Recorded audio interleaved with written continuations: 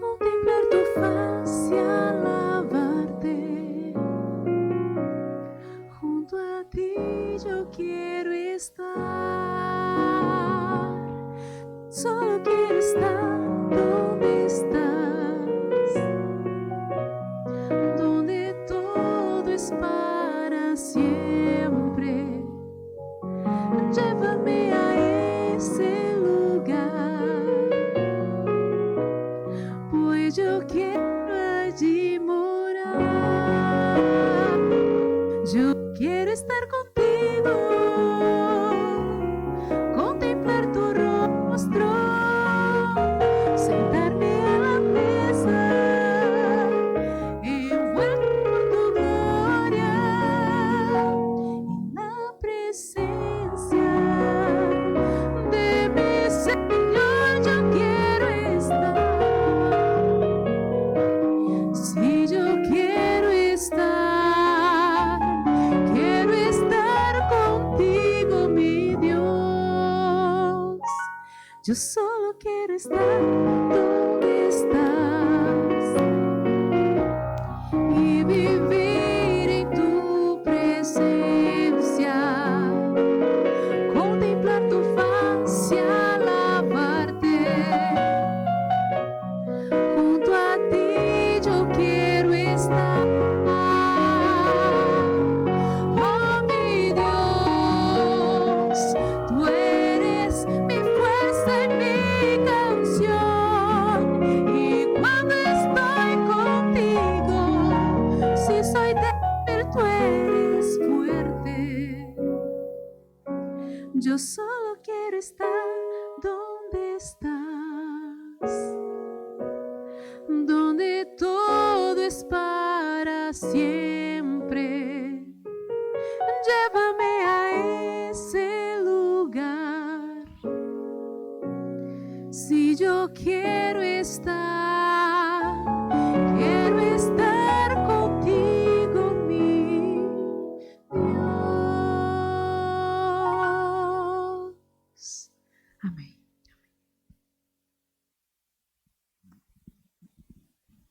Muchas gracias. ¿Cuántos queremos estar con el Señor? Todos, ¿verdad? Quisiéramos a continuación darles algunos obsequios a aquellos amigos que nos visitan en esta noche. Tenemos 2, 4, 5, 6, 7 regalos, 7 personas. No sé si me ayudan, por favor, diáconos, si me traen las tarjetas de aquellos que han asistido. Y si me ayudan aquí enfrente también, les agradezco. Bueno, aquí tengo 2 caballeros, ¿me ayudan? Traen ahí los regalos para que vayamos entregándolos.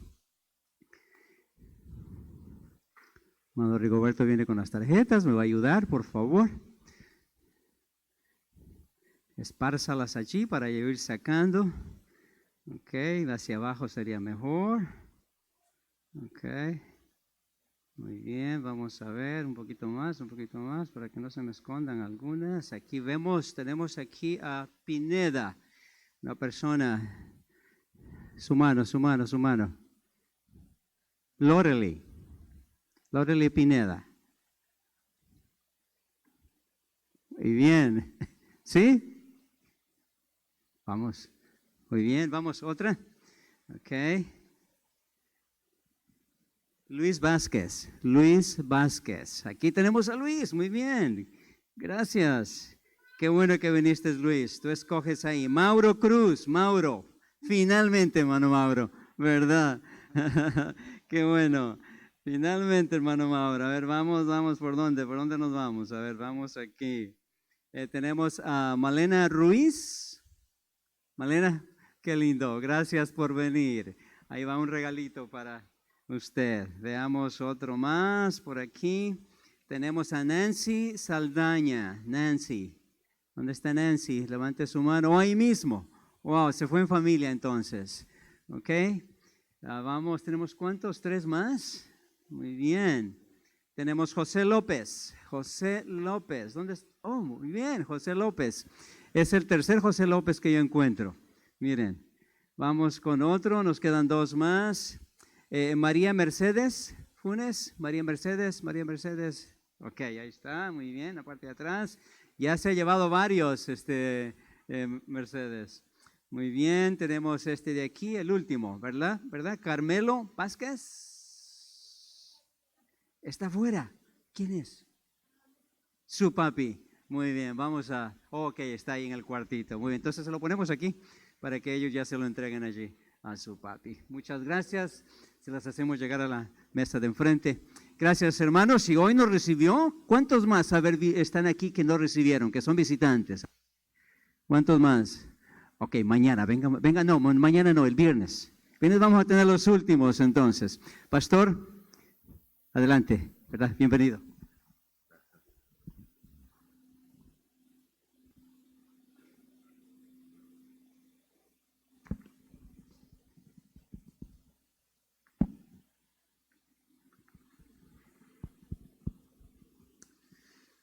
Hermanos, quiero felicitarlos porque esta tarde tuvieron un muy buen pretexto para quedarse en la casa.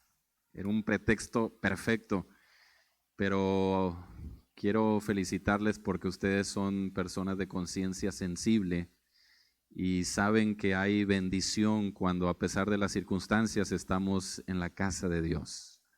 Así que realmente les felicito. No es fácil desplazarse en esta mega ciudad de Houston, pero bendito el Señor que Dios y su Espíritu les ha traído a este lugar. Saben que cuando hablamos de milagros, generalmente hablamos de cosas portentosas, ¿no es cierto? O sea, cuando pensamos en un milagro, pensamos siempre en algo que trasciende la naturaleza, las leyes de la física, lo portentoso, lo sobrenatural.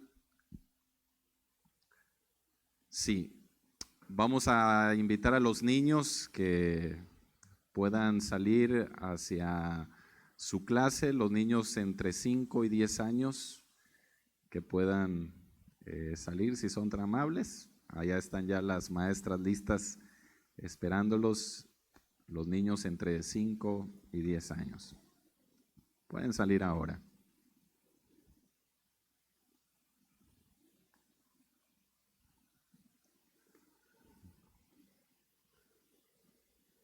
Muy bien. Les decía que cuando hablamos de milagros pensamos en las cosas portentosas, lo sobrenatural, pero creo que uno de los milagros más grandes que Dios puede hacer es abrir la mente para que la palabra de Dios pueda llegar al sitio que el Señor tiene destinado. Así que si la palabra de Dios puede llegar a ese sitio que Dios tiene ya destinado, créame que estamos delante de uno de los milagros más grandes que el Señor puede hacer. Así que vamos a orar para que esta noche podamos ver ese milagro y la palabra del Señor pueda llegar al corazón receptivo. Vamos a inclinar el rostro. Vamos a hacer una oración. Querido Padre que estás en los cielos, queremos suplicarte que esta noche nuevamente tu Espíritu se pueda revelar, se pueda manifestar. Especialmente oramos por nuestros amigos, nuestras visitas, por aquellas personas que tienen poco conociéndote, aquellos que han estado estudiando tu palabra, para que esta noche, Señor, tú les puedas hablar de una manera muy particular. Te ruego que tu Espíritu pueda hacer la obra que nosotros no podemos hacer. Oramos en el nombre precioso de Jesús. Amén. Amén. Desde siglos y edades, una de las cosas que los hombres han estado interesados en conocer es acerca de cuál es el idioma que hablaban nuestros primeros padres. ¿Han pensado alguna vez en eso? Es decir, ¿cuál es el idioma que hablaba Adán y Eva? A lo largo de las edades, de los siglos, ese ha sido uno de los intereses más grandes de los historiadores, de los eruditos. ¿Cuál es el idioma que hablaban nuestros primeros padres? Heródoto, que es un historiador griego, cuenta la historia que un día el faraón Psamético I, estamos hablando alrededor del siglo VII antes de Cristo, hizo un experimento para tratar de descifrar cuál era el idioma o el lenguaje que hablaban nuestros primeros padres. Y lo que hizo fue que le encomendó la custodia de 2 bebitos a un pastorcito de ovejas. La consigna era que el pastorcito de ovejas no podía hablarles absolutamente nada a estos pequeños, a estos bebés. La idea era que en la medida que ellos estuvieran creciendo, cuando llegaran a 1 año, 1 año y medio, 2 años, ellos tenían que hablar de alguna manera el idioma original, porque eso, decía él, ya lo traían en la sangre. Todo era asunto de tiempo, pero no les podían decir nada. No podía el pastor de ovejas hablar con los bebés, no podía decir ninguna palabra delante de ellos. Los meses pasaron y cuando estos bebés tenían 1 año de edad, comenzaron a decir una palabra, la palabra becos, becos. Y la palabra becos significa pan en el idioma frigio, que es una lengua griega. Y llegó a la conclusión el faraón Psamético I que la lengua frigia era la lengua que hablaba Adán y Eva, nuestros primeros padres. Sin embargo, estudios posteriores arrojaron que la palabra becos en realidad fue apropiada por esos bebés, porque los bebés escuchaban el balido de las ovejas, ve, ve. Y de allí decían la palabra becos. Lo cierto, hermanos, es que hasta el día de hoy eso ha sido un misterio. Algunos consideran que el idioma sánscrito fue el que habló Adán y Eva, pero todavía no hay a ciencia cierta una manera de probarlo. Hoy quiero transmitir con ustedes el idioma que considero es el idioma de Jehová. Y quiero invitarles a abrir sus Biblias, si son tan amables, en el libro de Oseas, en el Antiguo Testamento. Vamos a ir al libro de Oseas, por favor, capítulo número 11. Oseas, capítulo número 11.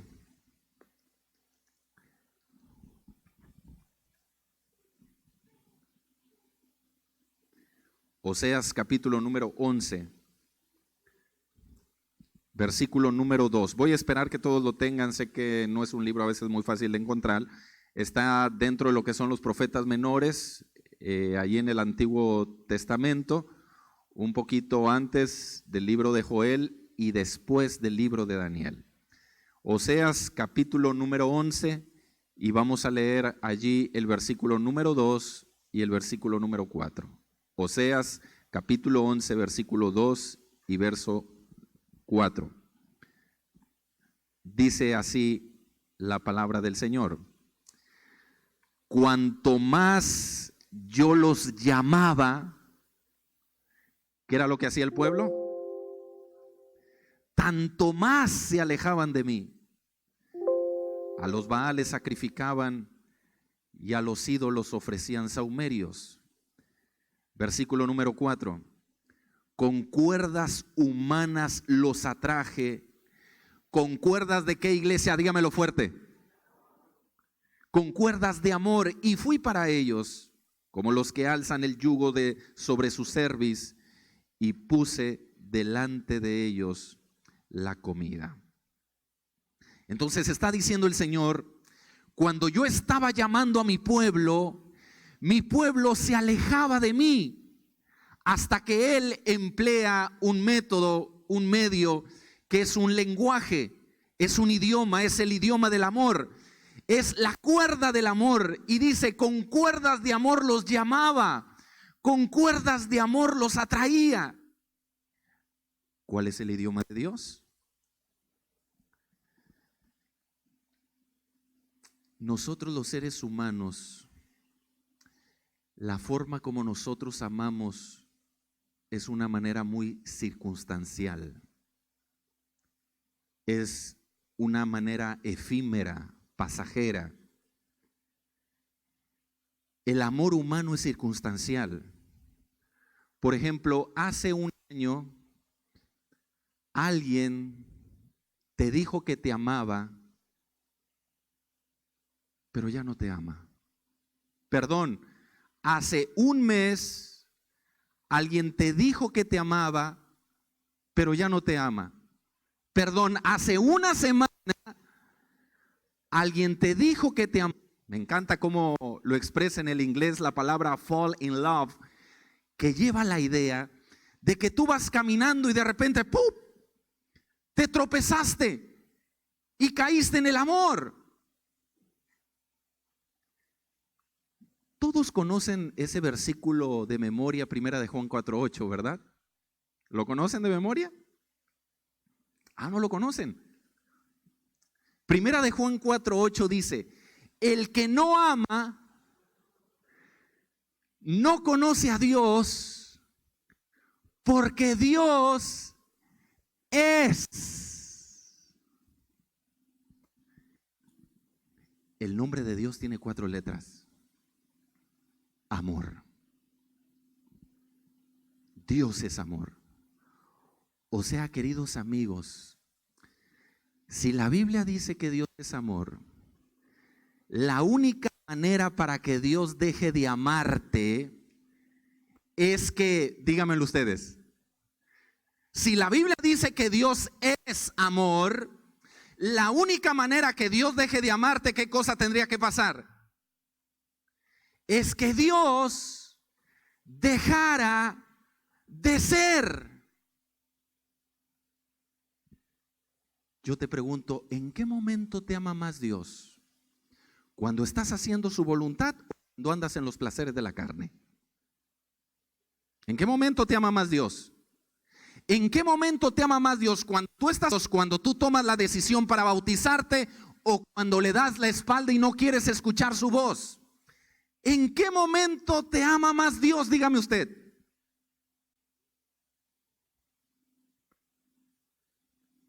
Apreciados amigos y hermanos, nada de lo que tú hagas esta semana por Dios va a aumentar más su amor. Y nada de lo que tú dejes de hacer disminuirá su amor. En la luz y en la oscuridad, el Señor te ama de igual manera. Y decimos, alabado sea el Señor. ¿O a quién amas más tú?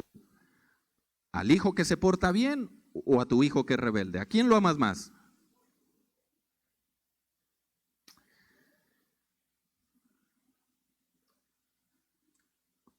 ¿Cuál es el idioma de Dios?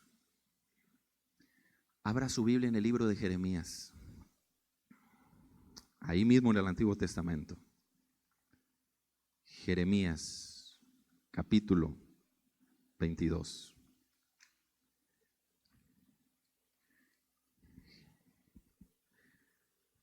Jeremías, capítulo 22. Jeremías 22. Versículo 21. Jeremías capítulo 22, versículo 21. Preste mucha atención a los detalles de este texto. Jeremías capítulo 22, versículo 21. Dice la palabra del Señor así: te he hablado en tus prosperidades, mas dijiste, no oiré. Este fue tu camino desde tu juventud, que nunca oíste mi voz. Versículo 22. A todos tus pastores pastoreará el viento, y tus enamorados irán en cautiverio. Entonces te avergonzarás y te confundirás a causa de toda tu maldad. Versículo 23, habitaste en el Líbano, hiciste tu nido en los cedros. ¿Cómo gemirás cuando te vinieron dolores? Dolores como de mujer que está en parto. ¿Sabe lo que está diciendo la Biblia? El Señor está diciendo, cuando estabas en la prosperidad, te estuve llamando con amor, pero como tú no escuchaste el lenguaje del amor, tuve que emplear otro lenguaje, que es el lenguaje del dolor. Vaya conmigo al Evangelio según San Juan capítulo 19. San Juan capítulo 19. Juan capítulo 19.